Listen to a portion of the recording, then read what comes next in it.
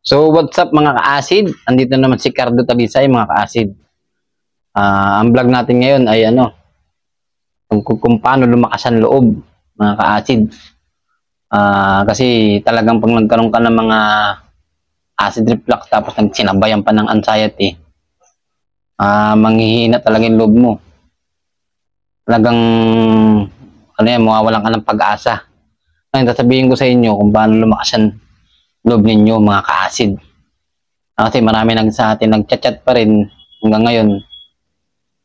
Yun nga, nawawalan sila ng pag-asa mga ka-acid. Sa una lang naman talaga yan. Lagi kong sinasabi sa mga vlog ko. Nasa una lang yan. Ngayon, pag ma-overcome nyo na yung anxiety na yan, dire-diretso yan.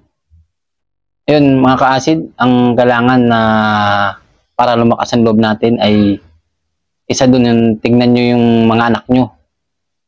Tingnan nyo sila habang mahina yung loob nyo. Kasi kayo dapat ang mas malakas ang loob. Tayo mga magulang, lalo na ikaw nanonood, lalo na kung lalaki ka, dapat mas malakas ang loob mo.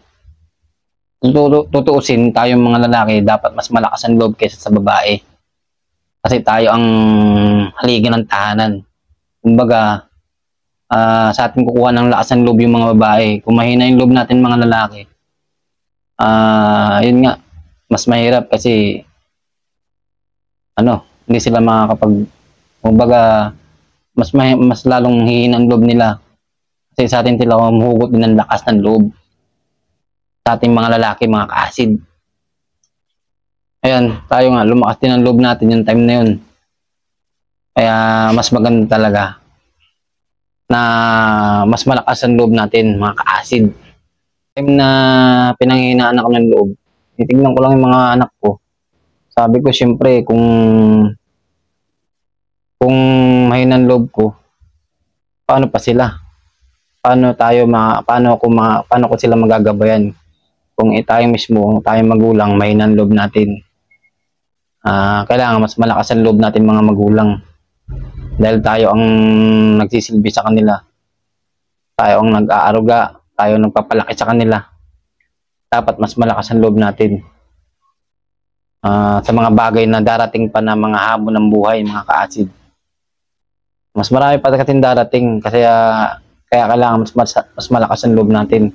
Acid, mas lalong lumakas yung loob natin lalo na sa mga bagay na siyempre talaga lahat ng tao tatanda magiging 40 ka, magiging 50, magiging 60, magiging 70. Yan, siyempre mas marami ka pang mararamdaman yan ng mga sakit-sakit, sakit sa katawan, sakit sa ulo, mas lalo yan kasi yung mga magulang lang natin yun, iniinda-inda Ngayon tayo, habang bata pa tayo, unti-unti natin nararamdaman yung mga ganyan. Ngayon, siyempre, kung ngayon palang bata pa tayo, mahina yung loob natin, lalo na pagtandaan natin.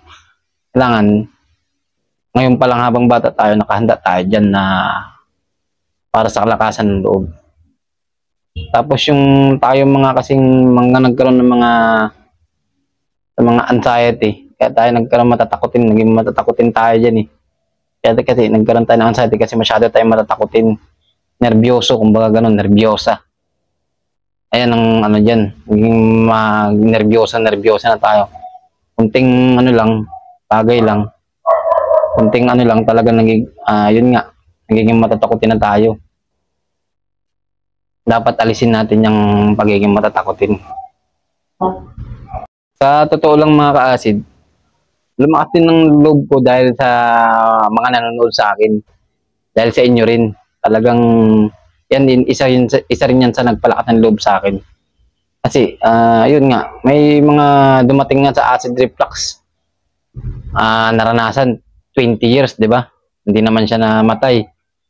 10 years, hindi naman siya namatay. May 15 years, hindi naman siya natigok. Ganun.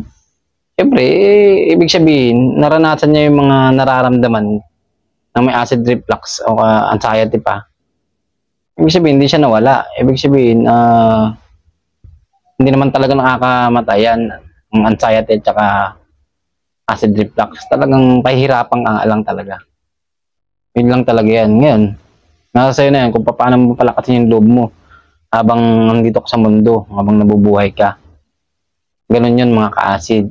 Sa inyo rin lumakas yung loob ko. Dahil sa mga nanonood at saka nagko-comment, saka yun nga, nag-aano sa atin, sumusubaybay sa channel ko. Ni Cardo Talisay, mga ka-acid. So, sa lahat ng mga sumusubaybay sa channel ko, maraming salamat sa inyo. Paano yan mga ka-acid? Susunod ulit tayo magbintuhan at gabi na. Maraming salamat. Andito lang si Cardo Talisay.